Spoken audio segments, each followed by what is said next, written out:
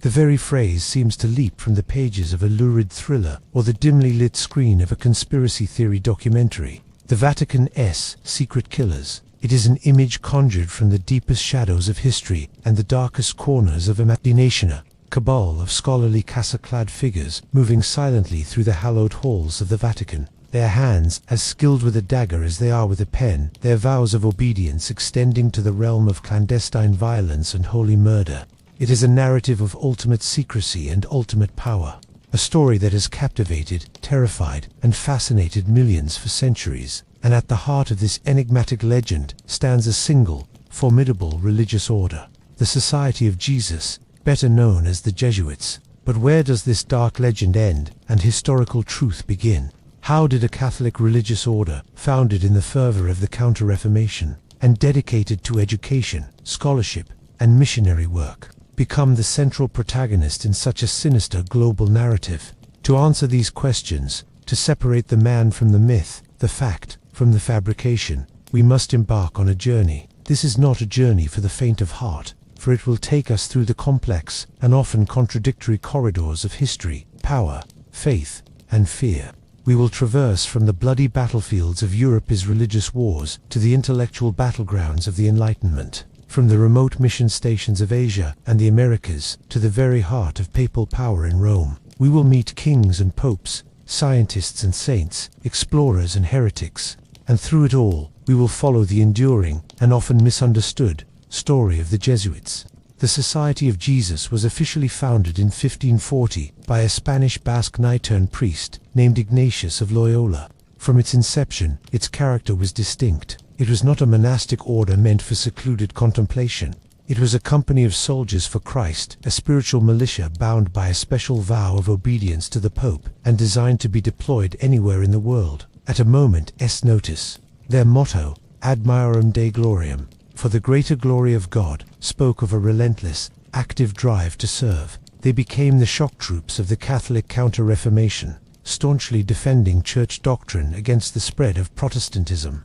They became the world's greatest educators, founding a network of universities and schools that educated the elite of Europe. They became intrepid missionaries, pushing into lands unknown to Europe, often becoming the first points of contact between vastly different civilizations. They were confessors to kings and counselors to emperors, wielding immense influence from behind the thrones of power. Yet, it was precisely this potent combinational tertiary prowess, absolute loyalty, global reach, and political influence that sowed the seeds of the dark legend. Power attracts fear, and fear breeds suspicion. To their enemies, both within the church and outside it, the Jesuits' obedience appeared not as a virtue, but as a fanatical and blind loyalty to a foreign power, the Pope in Rome. Their intellectual sophistication was seen not as a pursuit of truth, but as a mastery of casuistry and moral equivocation, a way to justify any means for a holy end. Their presence in the confessionals of monarchs was not spiritual guidance, but political manipulation on a grand scale. And their global network of members, reporting back to a single general in Rome, was not a system of support, but the ultimate international spy ring. Over centuries, this suspicion crystallized into a pervasive mythos. In the eyes of their detractors, the Jesuits transformed from pious priests into master manipulators, scheming regicides, and yes, even secret assassins, the hidden hand behind every political assassination, every revolution, every event that shook the foundations of Europe. They were accused of possessing a hidden doctrine, a secret oath that justified murder and treason for the benefit of the order. They were blamed for everything from the French Revolution to the assassination of American presidents. They were feared, expelled from country after country, and ultimately suppressed by the Pope himself in 1773, only to be restored decades later. The legend had grown so powerful that it nearly consumed the reality. This narrative, which you are about to hear in its full scope, will seek to unravel this centuries-old enigma. We will examine the historical facts, the accusations leveled against the Society of Jesus, and the contexts from which they sprang. We will explore the genuine controversies and the outright fabrications. We will listen to the voices of the Jesuits' most vehement opponents and consider the defenses offered by the order itself. This is a story about how myths are born, how they take root in the human psyche, and how they can sometimes become more powerful than history itself. It is a story about faith and fear, power and persecution, and the enduring quest to find the truth behind one of the most compelling and complex legends ever woven. The path is long and the history is deep, but every journey of understanding must begin with a single step. Let us now take that step together into the world of the Jesuits. To understand the Jesuits is to understand their founder, a man whose life story reads like a dramatic conversion tale, and whose personality was imprinted upon the order like a seal on warm wax. Íñigo López de Oñás y Loyola, known to history as Ignatius of Loyola, was not born a saint. He was born in 1491 into a family of minor Basque nobility in northern Spain, the youngest of 13 children. His world was that of castles, chivalry, and martial ambition. He was raised on the epic tales of El Cid and the Knights of the Round Table, and he internalized their values of honor, bravery, and glory won through combat. He became a courtier and, more significantly, a soldier, a man of the world, with a worldly temperament known for his vanity, his fiery temper, and a certain recklessness in matters of love and war. The pivotal moment that shattered this identity and set him on a new path occurred in May of 1521. The French army was besieging the city of Pamplona, and Ignatius, brimming with the bravado of a young knight, argued vehemently against surrender. During the ensuing battle, a French cannonball struck him, shattering one leg and badly wounding the other. The battle was lost, but the French commanders, impressed by his courage, had him carried back to his family castle at Loyola to recuperate. This long and painful convalescence became the crucible of his transformation. Bored and desperate for entertainment, he asked for the romantic tales of chivalry he so loved. But the castle only possessed 2 books, a Life of Christ and a collection of saints' legends called the Flos Sanctorum. With nothing else to read, he reluctantly turned to them. At first, he read with a courtier's disinterest, but gradually, a profound shift occurred. He began to compare the saints to the knights of his stories. He asked himself a question that would change everything.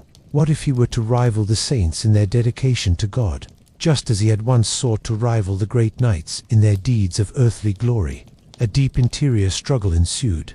The worldly daydreams of martial success and courtly love that had once delighted him now left him feeling dry and empty. In contrast, the thought of dedicating his life to God, of imitating the asceticism of St. Francis or the pilgrimages of St. Dominic, filled him with a consolation and a peace he had never known.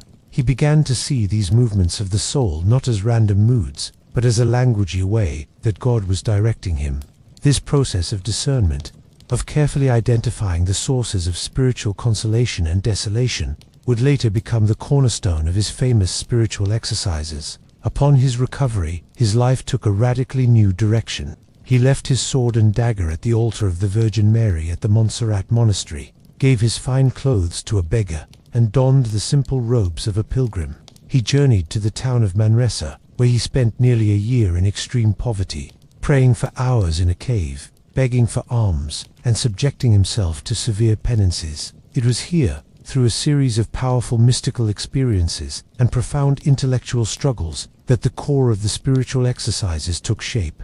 This manual, a structured program of meditations, prayers, and contemplative practices designed to help a retreatant know God's will and reform their life, would become the basic training manual for his future spiritual army.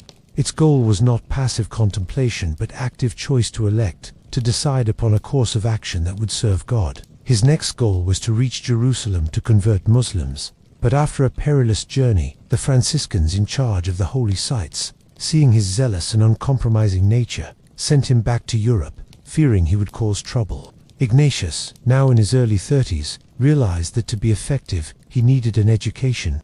He found himself in a classroom in Barcelona, sitting alongside young boys, learning Latin grammar. He then moved to the University of, and later to Salamanca, but his unconventional preaching and spiritual guidance without formal theological training attracted the suspicious eyes of the Spanish Inquisition. He was briefly imprisoned and forbidden to teach until he had studied for 4 more years. Undeterred, he set out for the University of Paris, the great intellectual center of Europe. It was here, between 1528 and 1535, that the real foundation of the Jesuits was laid. The older, limping Spanish student was a peculiar figure, but his intense personality and spiritual wisdom drew others to him. He meticulously and patiently gathered a group of 6 exceptionally gifted companions. Peter Faber from Savoy, a humble and masterful spiritual director.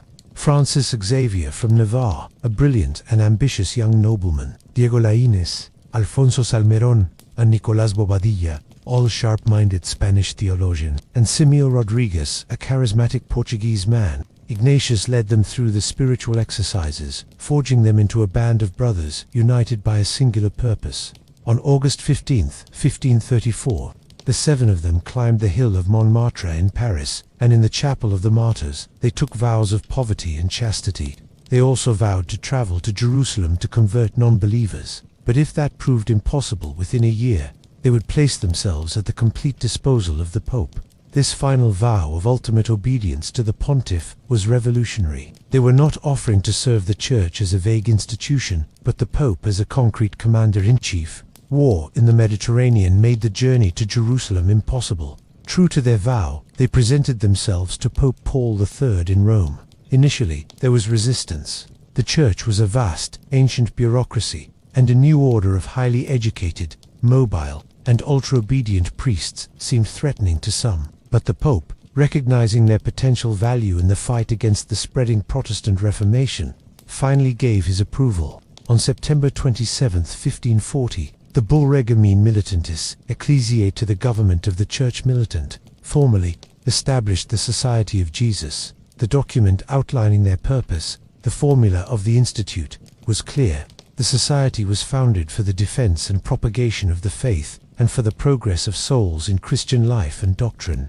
Its means would be public preaching lectures and any other ministration of the Word of God, the spiritual exercises, the education of children and unlettered persons in Christianity, and the spiritual consolation of Christ's faithful through hearing confessions and administering the other sacraments. Most strikingly, the Jesuits were explicitly exempted from the traditional monastic requirements of chanting the divine office in choir, or adopting a distinctive religious habit, freedoms that would allow for the flexibility and mobility that became their hallmark. Ignatius was elected the first superior general. From a small office in Rome, he spent the rest of his life directing this new enterprise with the precision and strategic mind of a general. He wrote thousands of letters, providing guidance, solving problems, and deploying his men across Europe and to the far corners of the world. He organized the society with a military-like structure, with a clear chain of command leading to the general, who was elected for life. He penned the constitutions, a detailed rule that combined deep spirituality with pragmatic organizational genius. Ignatius of Loyola, the soldier, had indeed created a new kind of army, but its weapons were not cannon and sword. They were education, debate, missionary zeal, and an unwavering, almost frightening, obedience. It was this very combination, the military structure, the absolute loyalty, and the deployment to the front lines of both intellectual and physical conflict, that would first cause men to watch them not with admiration, but with a deep and suspicious fear. The seeds of the legend had been sown by the saint's own hand. With the papal bull of 1540 as their charter, the Jesuits exploded onto the scene of a Europe in profound crisis. The Protestant Reformation, ignited by Martin Luther in 1517, had shattered the millennium-old religious unity of Christendom. Nations were dividing along confessional lines, wars of religion simmered and flared, and the very authority of the papacy and the Catholic Church was under direct and sustained assault. The old medieval orders, for all their holiness, were not structured to meet this new, dynamic threat. The Church needed a new tool, and in the Society of Jesus, it found one perfectly engineered for the task. The Jesuits did not retreat to monasteries. They advanced directly into the heart of the conflict. Their strategy was multi-pronged, sophisticated, and relentless. They became, in essence, the special forces of the Catholic Counter-Reformation, and their effectiveness was astounding. First and foremost, they became masters of the pulpit and the confessionals.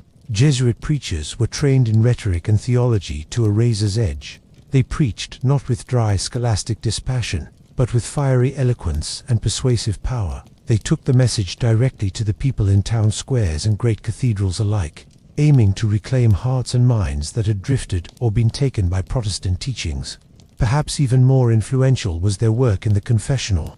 They developed a sophisticated approach to moral theology and the guidance of souls, becoming the favored confessors to Europe's elite. A king who had a Jesuit confessor was a king who was being advised by a man whose ultimate loyalty was to the Pope in Rome.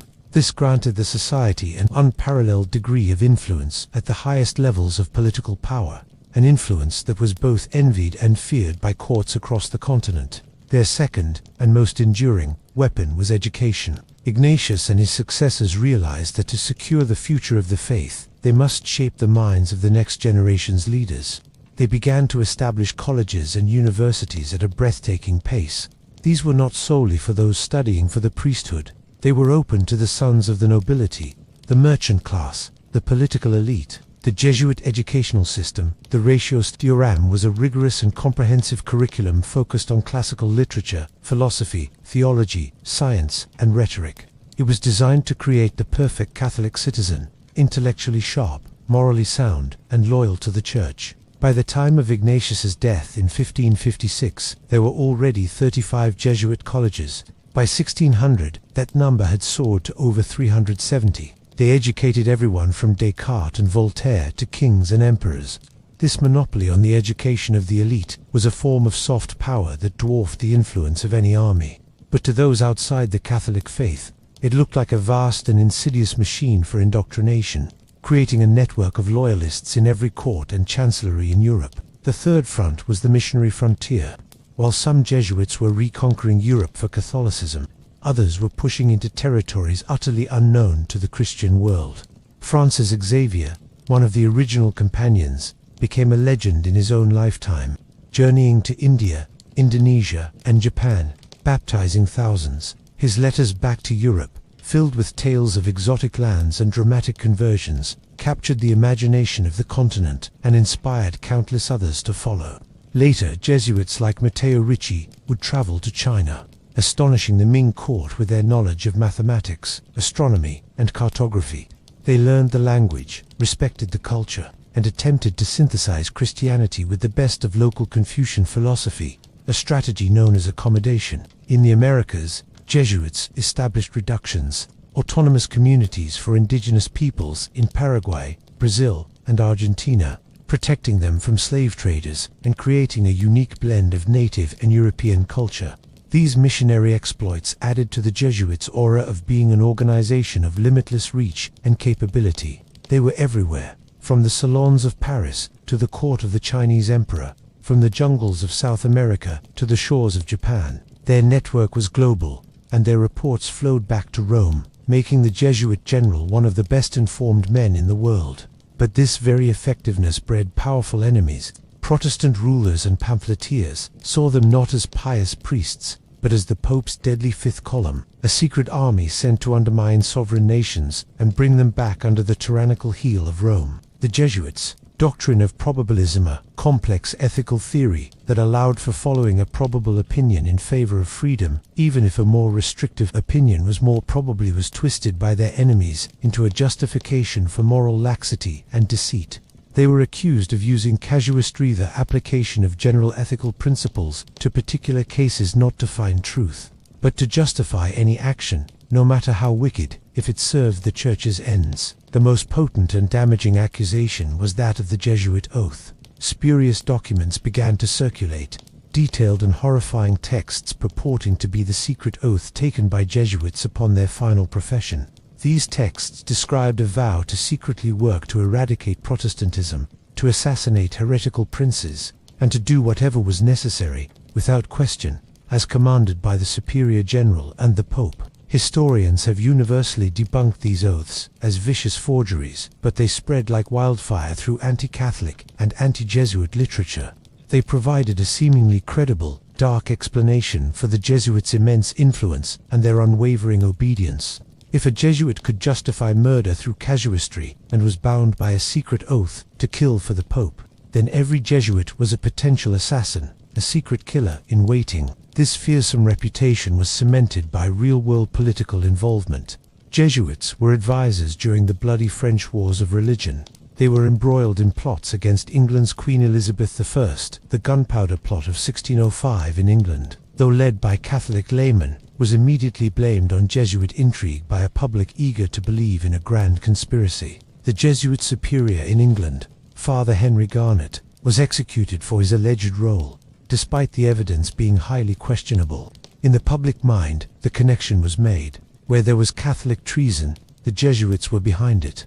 Thus, within a few decades of their founding, the Society of Jesus stood at a precipice. It was arguably the most powerful religious order in the world, revered by the Catholic faithful as the saviors of the Church and the vanguard of a new global faith. But it was also the most feared and hated, viewed by its enemies as a monolithic Machiavellian and murderous organization, the embodiment of a sinister papacy intent on world domination.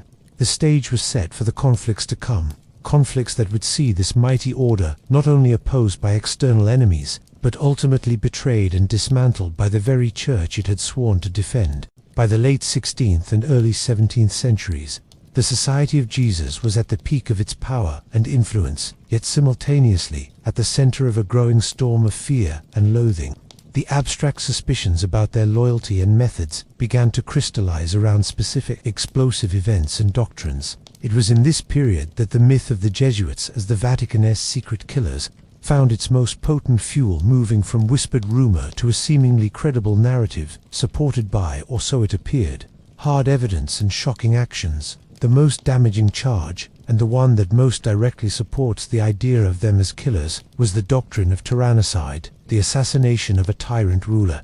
This was not a Jesuit invention. The concept had roots in classical philosophy and medieval scholastic thought. However, certain Jesuit theologians, operating in the white-hot pressure of Europe's religious wars, became its most prominent and controversial defenders. The most famous case is that of Queen Elizabeth I of England. Pope Pius V's 1570 bull, Regnans in Excelsis, excommunicating Elizabeth and releasing her Catholic subjects from their allegiance to her, created an intolerable situation for English Catholics. Were they duty-bound to obey a heretical monarch who was persecuting their faith? Or did the papal bull sanction, or even obligate, her removal? The Jesuit mission to England, led by figures like Edmund Campion and Robert Persons, was seen by the English state not as a pastoral effort, but as a seditious invasion. The government's response was brutal. Jesuits were hunted, tortured, and executed as traitors. In this fraught context, the writings of Jesuit theologians on the continent were seized upon by the English government as proof of a murderous conspiracy. The Spanish Jesuit Juan de Mariana's 1599 book, De Rege et Regis Institution, on the king and the education of the king, was particularly incendiary. In it, Mariana argued that a tyrant who seized power without just title or who ruled in a manner destructive to the common good could, as a last resort, be killed by a private citizen.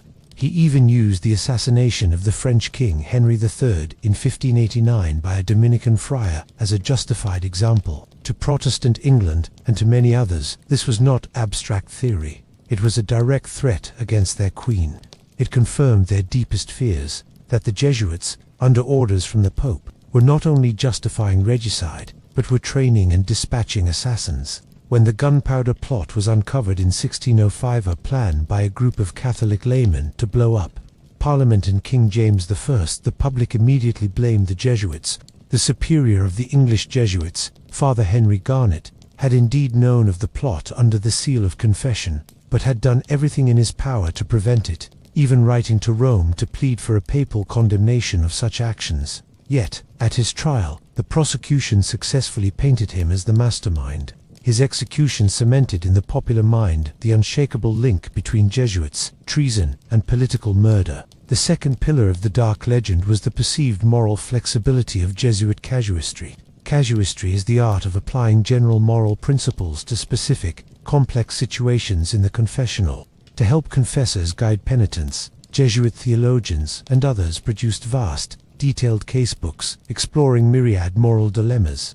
Their opponents, however, cherry-picked the most extreme and unlikely hypothetical cases from these volumes to portray Jesuit morality as a corrupt and cynical system designed to justify any sin. The French mathematician and philosopher Blaise Pascal launched the most devastating attack of this kind in his letters, Provincials III.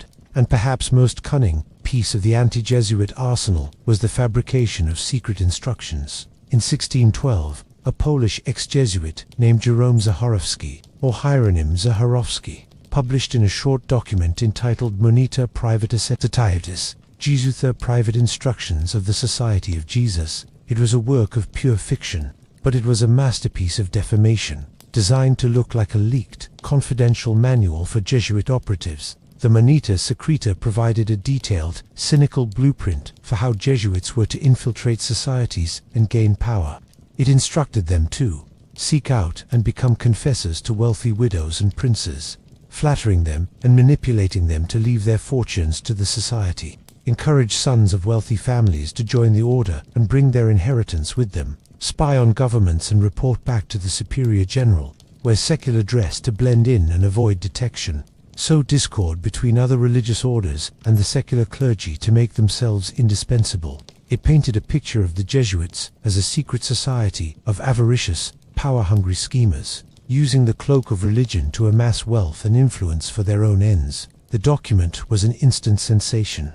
It was translated into every major European language and reprinted endlessly, despite immediate and forceful denunciations by the Jesuits and the Vatican as a crude forgery. Its claims were too perfectly aligned with popular suspicions to be dismissed. For centuries, it was cited by enemies of the society as incontrovertible proof of their hidden agenda. The combined weight of these three elements, the defense of tyrannicide, the caricature of their moral theology, and the evidence of the Monita Secreta forged, the legend in iron. The Jesuit was no longer just a controversial priest. He was a figure of profound cultural anxiety, the secret agent, the immoral intellect, the regicide, the hidden hand guiding world events from the shadows. He was a convenient villain onto which every national and religious fear could be projected.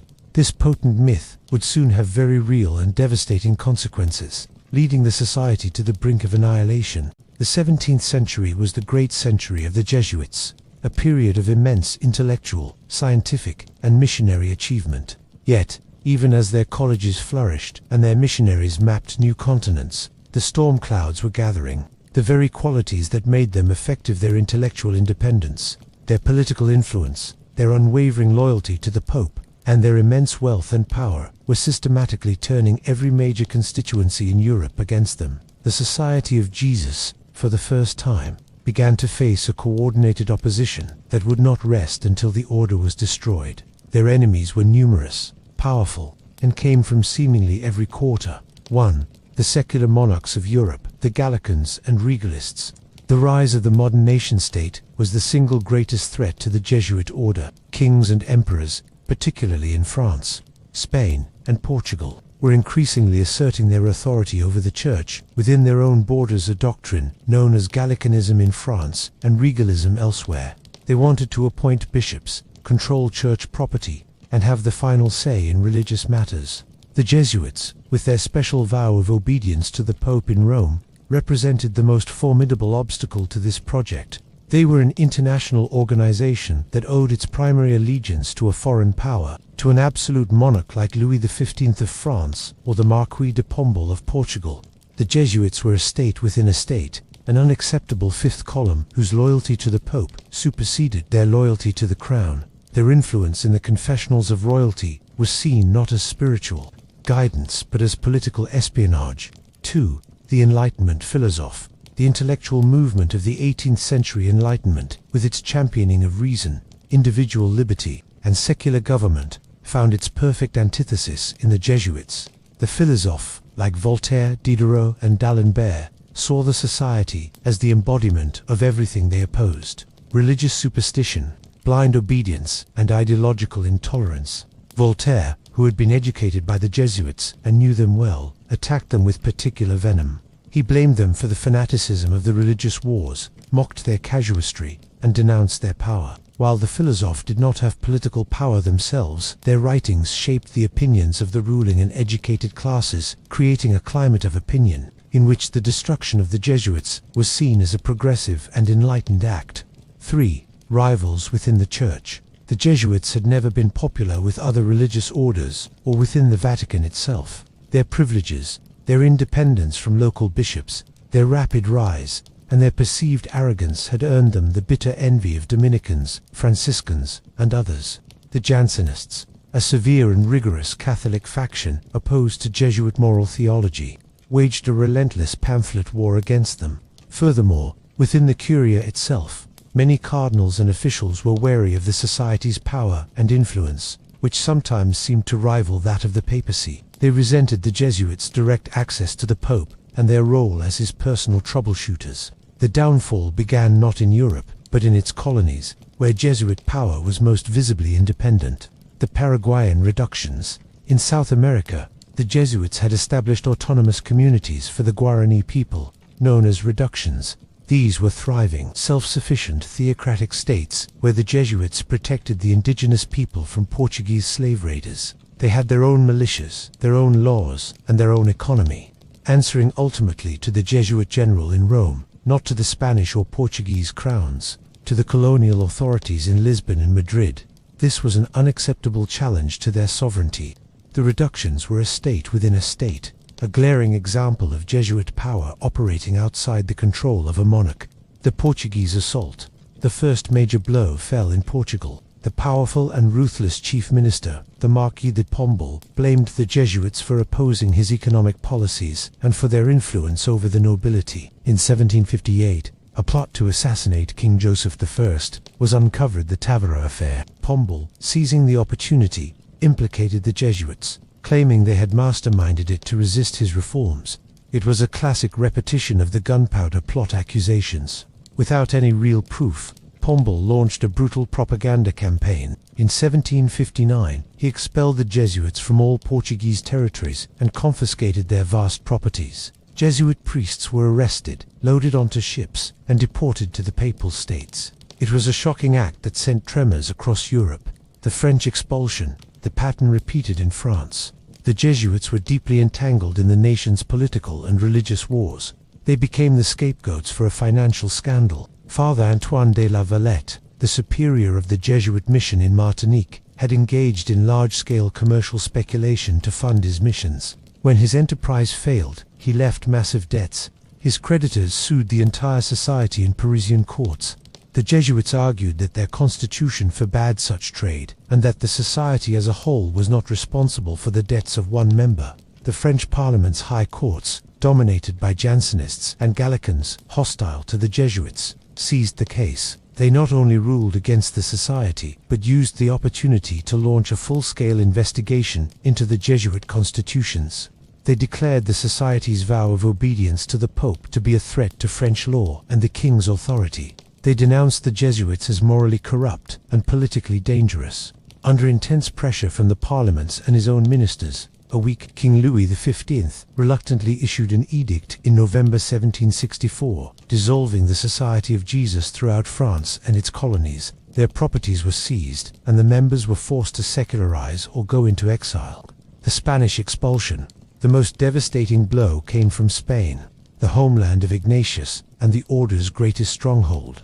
King Charles III, an enlightened despot, was a devout Catholic but a firm Regalist. He was convinced by his anti-Jesuit ministers that the society was behind popular riots against him in Madrid. The Esquelloc riots of 1766, a secret committee investigated and, based on flimsy evidence and forged letters, concluded the Jesuits were plotting to overthrow the king. In a stunningly secret and ruthless operation, on the night of April 2, 1767, soldiers simultaneously surrounded every Jesuit college, residence, and church in Spain and its enormous empire.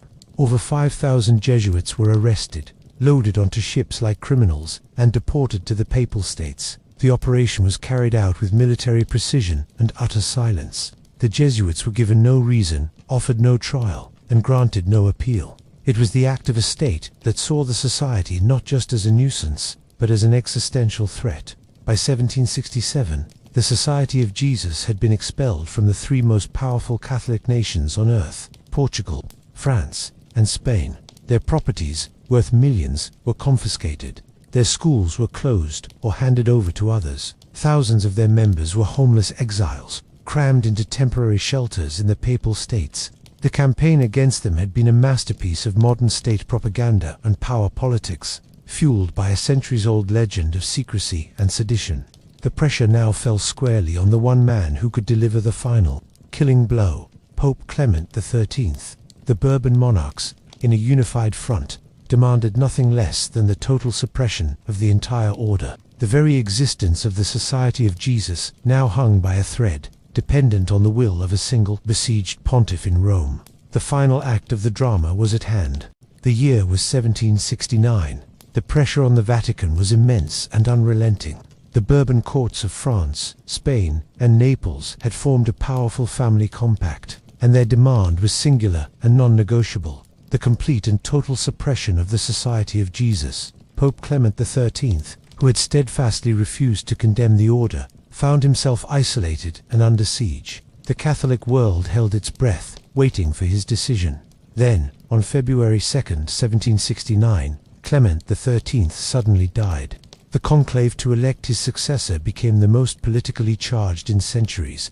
The Bourbon ambassadors made it clear they would veto any cardinal who favored the Jesuits. After a long and bitter struggle lasting over 3 months, a compromise candidate was chosen: Lorenzo Ganganelli, who took the name Clement XIV. It was widely believed that Ganganelli, a Franciscan, had made a private promise to the Bourbon courts to suppress the Jesuits in exchange for their support. Whether this was an explicit deal or a necessary understanding of political reality remains one of history's great disputed questions. For the next 4 years, Clement XIV prevaricated. He was a gentleman, torn between his personal conviction that the Jesuits were innocent of the major charges against them, and the terrifying political reality that the very unity of the Catholic Church was at stake. The Bourbon powers were not merely threatening, they were on the verge of schism. They had already expelled the Jesuits from their lands, and were now threatening to break away from Rome entirely if the Pope did not ratify their actions globally.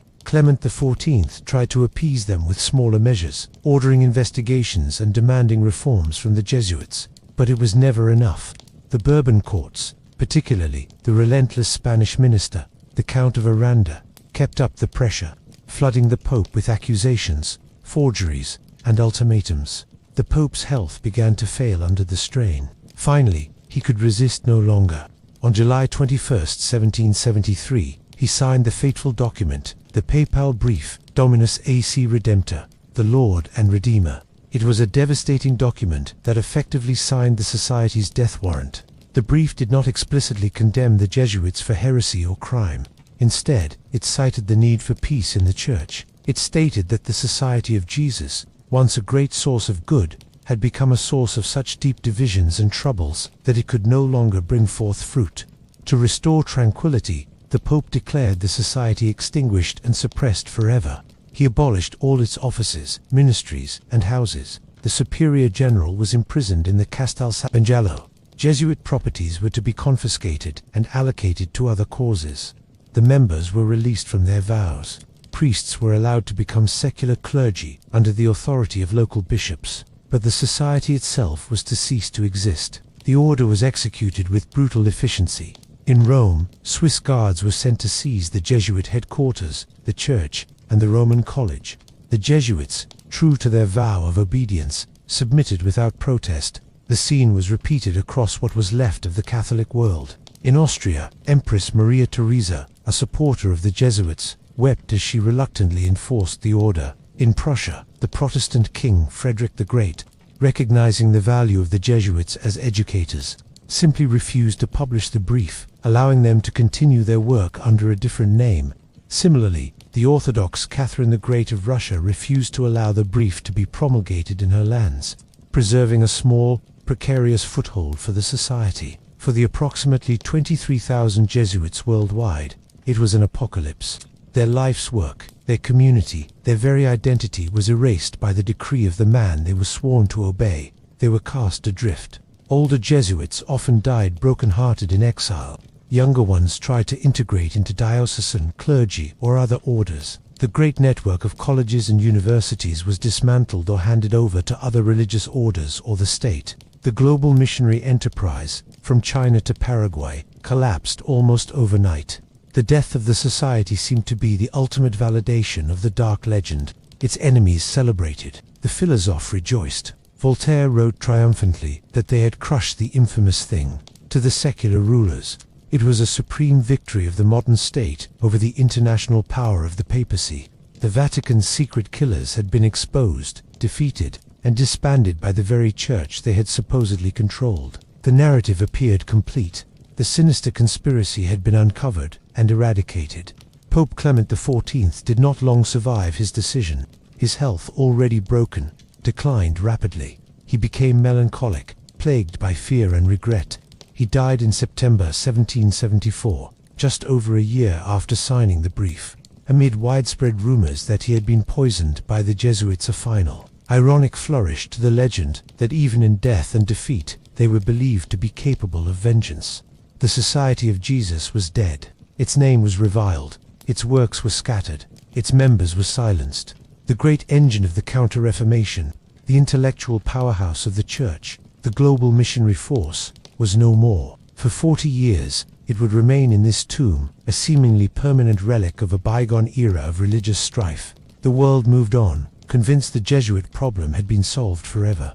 But beneath the surface, in the unlikely refuge of a schismatic empire and the enduring loyalty of its last members, a faint ember still glowed, waiting for a wind to blow it back to life. The story was not over. The papal brief of 1773 was meant to be final. The phrase "extinguished and suppressed forever" left little room for interpretation.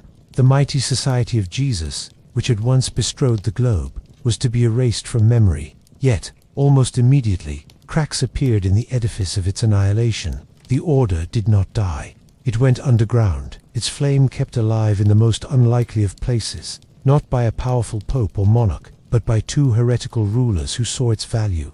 The first was Frederick the Great, the enlightened despot of Prussia, a Protestant and a skeptic. Frederick was no friend to the Catholic Church, but he was a pragmatist who valued excellence above all else. The Jesuits ran the finest schools in his newly acquired Catholic territories of Silesia. He had no intention of losing such effective educators and administrators. Upon receiving the brief of suppression, Frederick simply refused to publish it within his domains. He declared that the Pope's authority did not extend to the regulation of schools in Prussia. The Jesuits there were ordered to continue their work exactly as before. They could not wear their habits or call themselves Jesuits publicly. They became fathers of the royal schools. But their community life, their obedience to their superiors, and most importantly, their educational mission continued uninterrupted. It was a bizarre situation. The society was officially dead, but in Protestant Prussia, it lived on in a state-sanctioned limbo. The second savior was even more improbable. Catherine the Great, Empress of Russia, a German princess who had usurped the Russian throne. Catherine was an Enlightenment figure who corresponded with Voltaire and Diderot. She was also the absolute ruler of a vast empire with a large population of Ukrainian and Polish Catholics. Like Frederick, she saw the Jesuits in her newly partitioned territories of Belarus and Poland as invaluable assets. They were the only educated teachers and a stabilizing influence on the population. She too refused to allow the brief of suppression to be promulgated. When the papal nuncio protested, she reportedly declared, "I am the Pope here." The Jesuits in Russia found themselves in a unique position. They were not just tolerated, they were protected and even encouraged by the Orthodox Empress.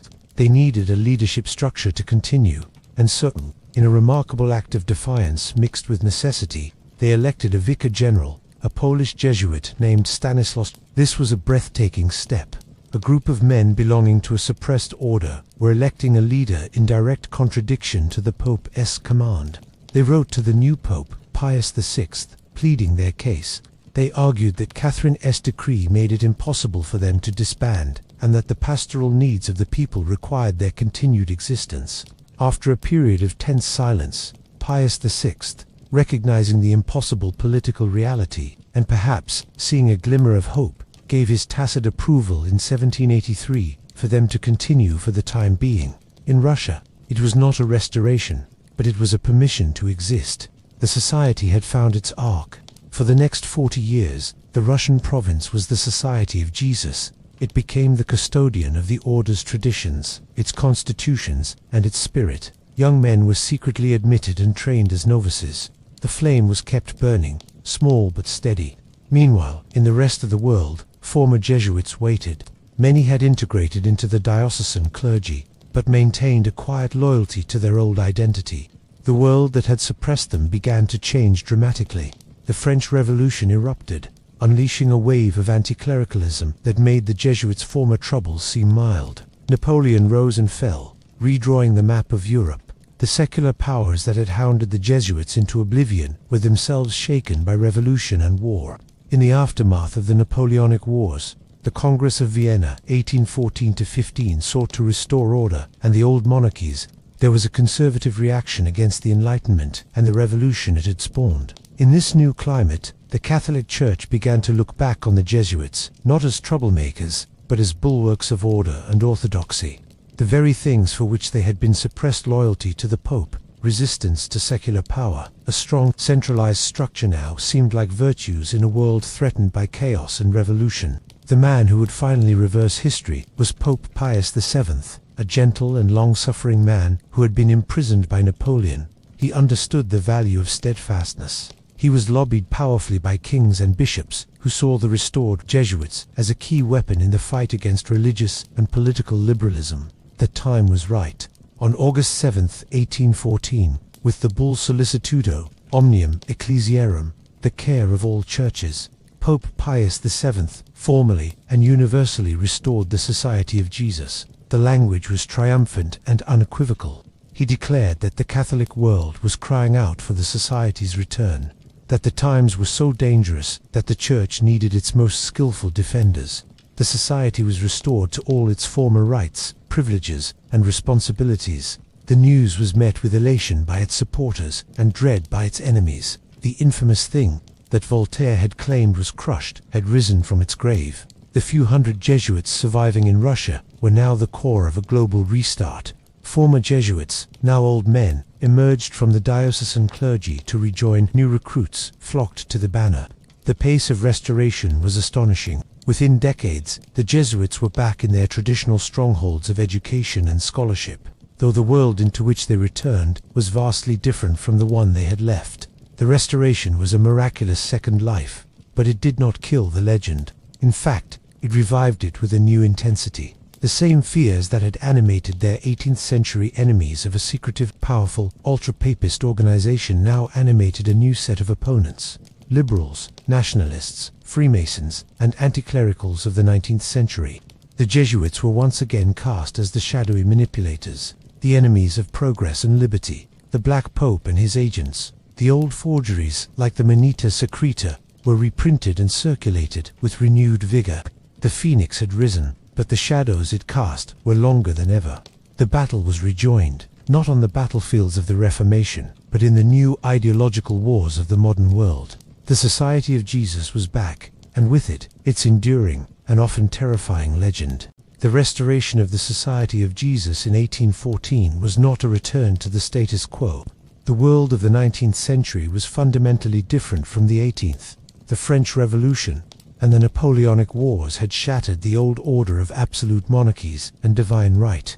In its place surged powerful new forces: liberalism, nationalism, secularism, and anti-clericalism. The restored Jesuits, with their unwavering loyalty to papal authority and their international character, found themselves on a direct collision course with these modern ideologies. They became the symbolic villains in the great drama of the 19th century. The old regime incarnate, fighting a relentless and often losing battle against the tide of modernity. Almost immediately, the Society was plunged back into controversy. The same pattern of expulsion that had plagued them before suppression began to repeat itself.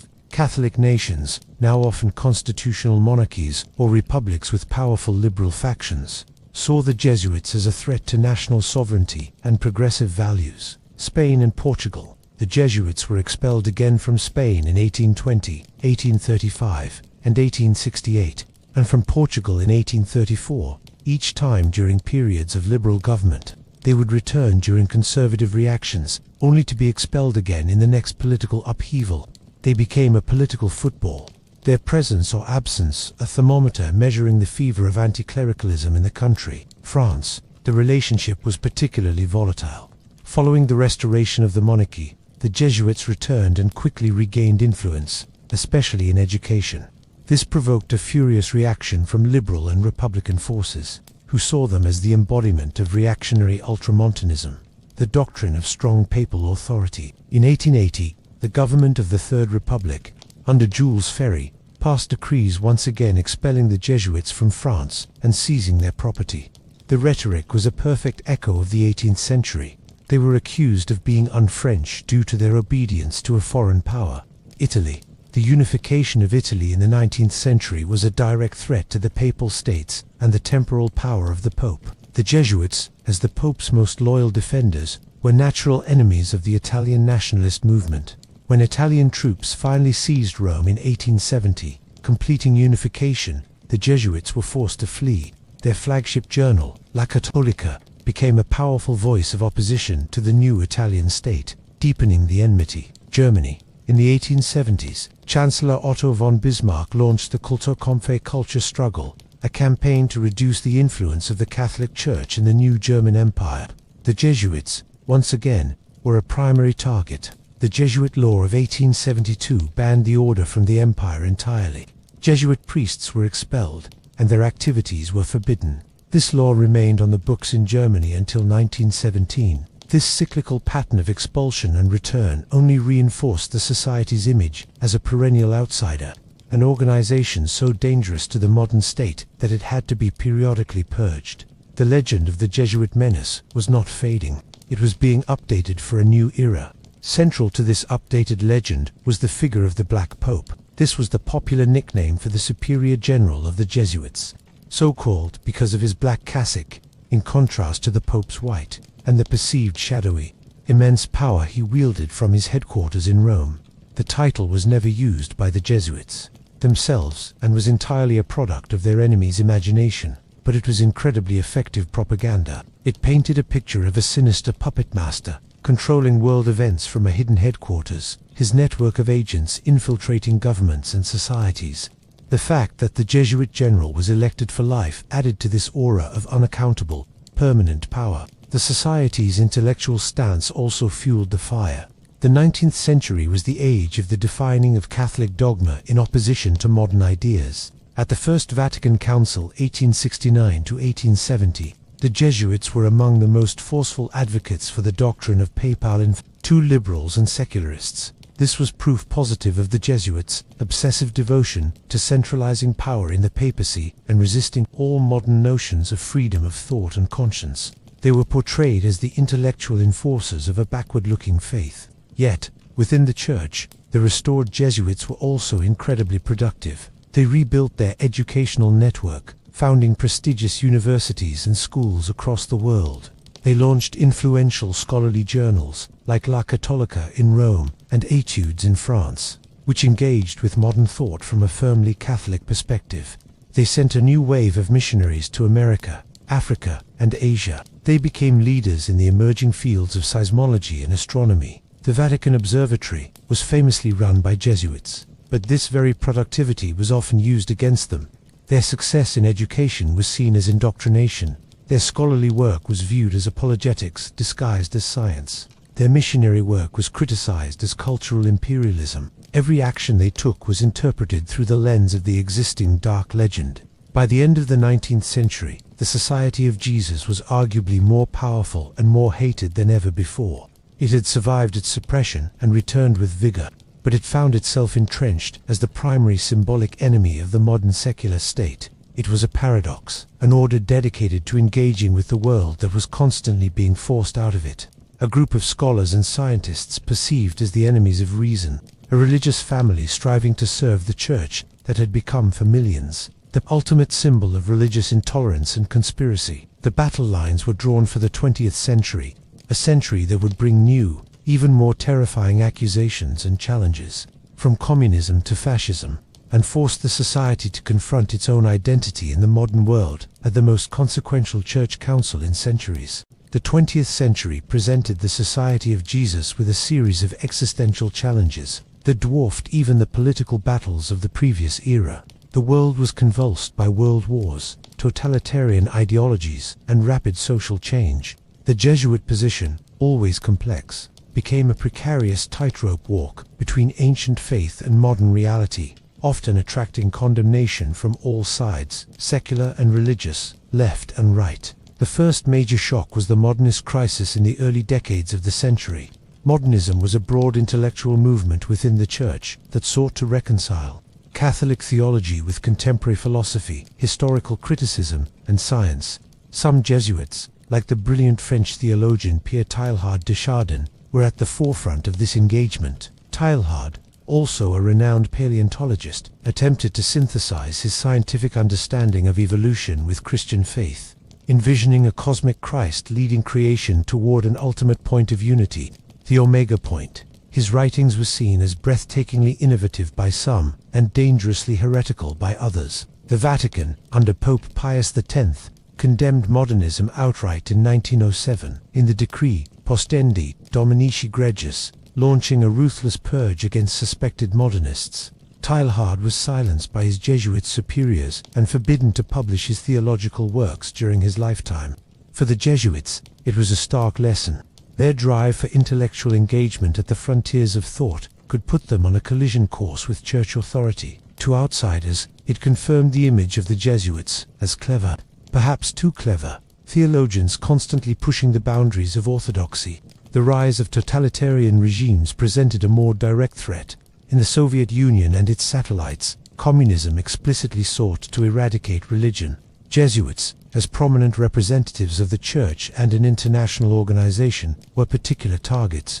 They were arrested, sent to the Gulag, and executed by the thousands. The martyrs of the 20th century, like Walter Ciszek, an American Jesuit who spent 23 years in Soviet prisons and labor camps on espionage charges, wrote a new chapter of Jesuit history in blood, one of silent suffering and fidelity, rather than political intrigue. In Nazi Germany, the Jesuits were also marked for persecution. Hitler distrusted and hated the society for its internationalism and its loyalty to Rome, which he saw as a rival totalitarian system. Many Jesuits, like the philosopher Alfred Delp, were active in the German resistance.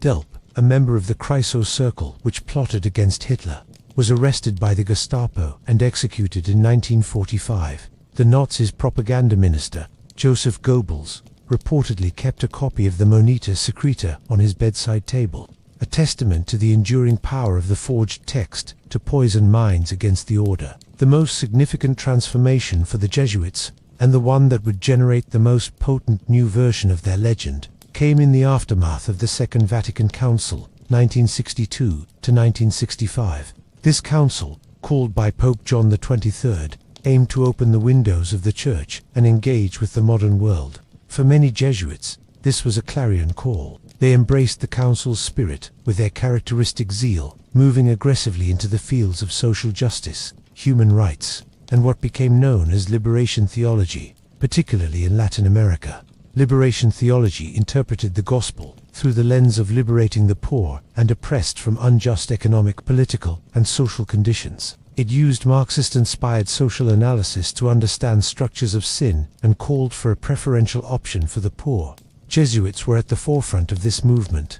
They left their prestigious universities and moved into impoverished barrios and rural villages, living among the poor, organizing base communities, and often openly criticizing military dictatorships and exploitative economic systems. This new direction was explosive.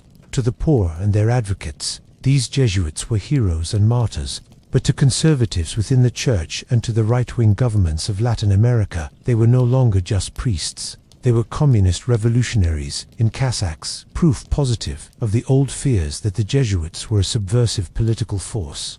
The ultimate embodiment of this new, polarizing figure of the Jesuit was Father Pedro Arup, who served as Superior General from 1965 to 1983.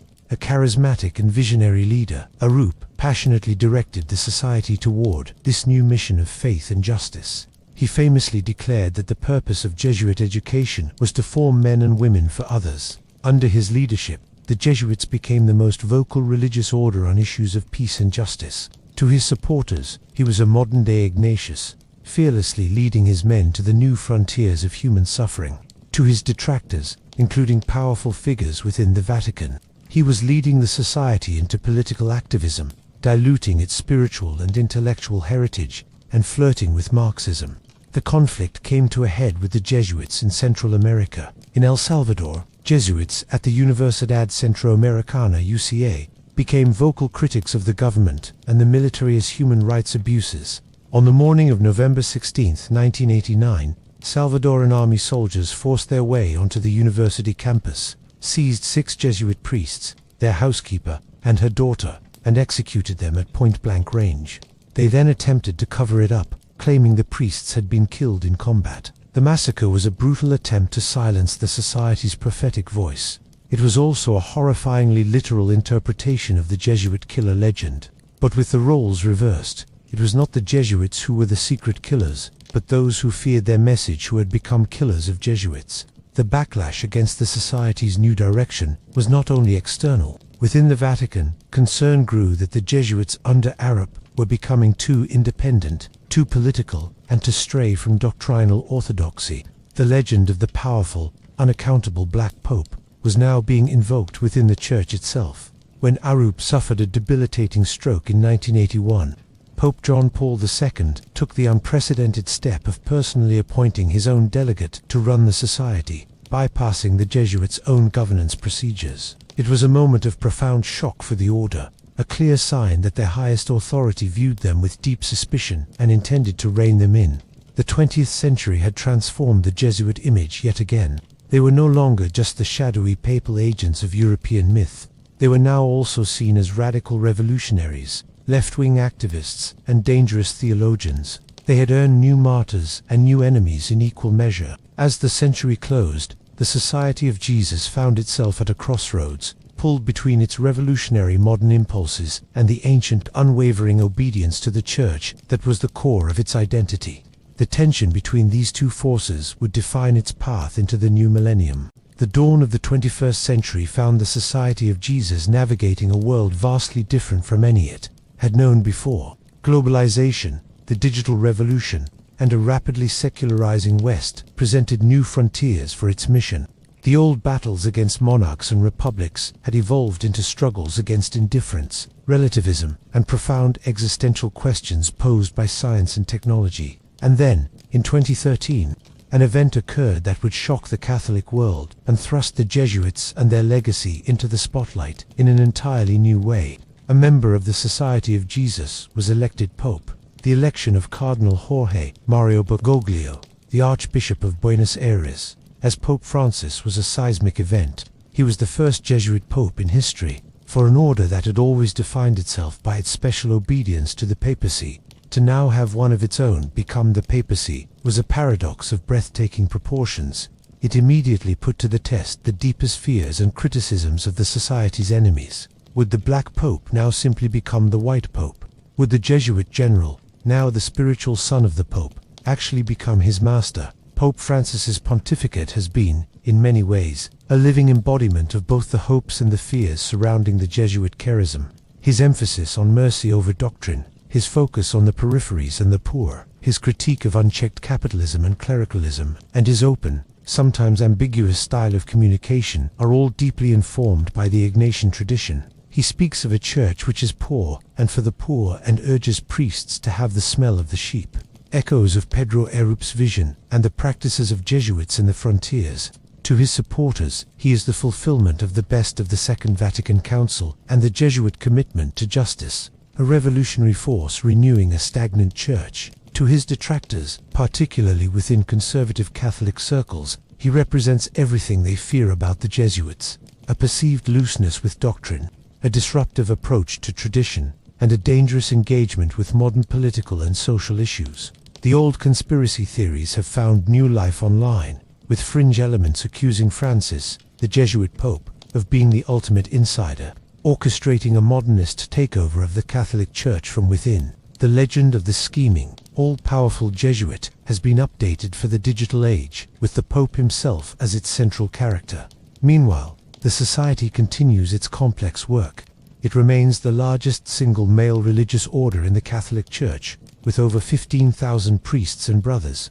Its mission has expanded into new areas. Interreligious dialogue. Jesuits are deeply involved in building bridges with Islam, Judaism, and Eastern religions, a critical mission in a world fraught with religious conflict, migration, and refugees. Following the mandate of Pope Francis, Jesuit Refugee Service and other initiatives work globally with those displaced by war, poverty, and climate change. Science and theology, the dialogue between faith and science, once the fraught territory of Teilhard des Jardins, is now a vibrant field of Jesuit scholarship, with members contributing to cosmology, ecology, and bioethics. Education. The network of Jesuit universities and schools remains vast and influential, now grappling with how to form students in the Ignatian tradition within a pluralistic and digital world. Yet, the shadow of the old legend has never fully dissipated. It persists in popular culture, in the darker corners of the internet, and in the suspicions of those who see any powerful, closed organization as inherently sinister. The very qualities that make the Jesuits effective, their intellectual depth, their global coordination, their resilience, and their profound loyalty to their mission, continued to be interpreted through a dark lens by those predisposed to distrust them. The phrase Jesuitical remains in the English language, meaning someone who is cunning, equivocating, or duplicitous, a permanent linguistic monument to the centuries-old suspicion of their intellectual sophistication. The myth of the secret oath still circulates online, despite being debunked countless times by historians. So, what is the truth about the Jesuits? Are they the Vatican's secret killers? The historical record, scrutinized without prejudice, resoundingly says no. There is no evidence of a murderous conspiracy, no secret doctrine of assassination, no hidden cabal directing world events. The Society of Jesus is exactly what it claims to be, a religious order of Catholic priests and brothers, founded by Ignatius of Loyola, dedicated to the greater glory of God and the service of faith and justice in the world. But to simply stop there would be to miss the deeper truth. The legend of the Jesuits as secret killers is not a historical fact, but it is a historical force. It is a powerful narrative that reveals less about the Jesuits themselves and more about the fears of those who created and believed it. It is a story about the fear of intellectual power that seems too clever. It is a story about the fear of loyalty that transcends the nation-state. It is a story about the fear of an organization that is both deeply spiritual and intensely pragmatic. And ultimately, it is a story about the fear of a faith that engages passionately with the world, rather than retreating from it. The Jesuits have been mirrors, reflecting back the deepest anxieties of every age in which they have operated. The fear of the Pope's power in the Reformation, the fear of reason in the Enlightenment, the fear of revolution in the 19th century, and the fear of change in the modern Church. The legend is a testament to their enduring impact. To be so feared, so hated, and so relentlessly opposed for nearly 5 centuries is, in a perverse way, a measure of their extraordinary significance. The Society of Jesus has not survived because of a dark conspiracy. It has survived because its foundational vision of finding God in all things, of working tirelessly for a more just and faithful world, of a disciplined and intelligent spirituality, has proven to be remarkably resilient, adaptable, and inspiring to generations of men. They have been diplomats and scientists, poets and martyrs, astronomers and activists, teachers and reformers. They have advised kings and lived in leper colonies. They have been called the Popes, Marines, and the world's greatest educators. The truth about the Jesuits is not found in a forged oath or a conspiracy theory. It is found in the quiet work of a priest giving the spiritual exercises in the classroom of a Jesuit school, in the research of a Jesuit scientist, and in the courage of those who stand with the poor and the persecuted. It is a human truth, filled with light and shadow, triumph and failure, profound holiness and all-too-human frailty. Their story is not one of secret killers, but of flawed, dedicated, and often brilliant individuals, who have for nearly 500 years sought to do one thing above all else, to find God in a complicated world and to serve Him there. And that, perhaps, is the most revolutionary act of all.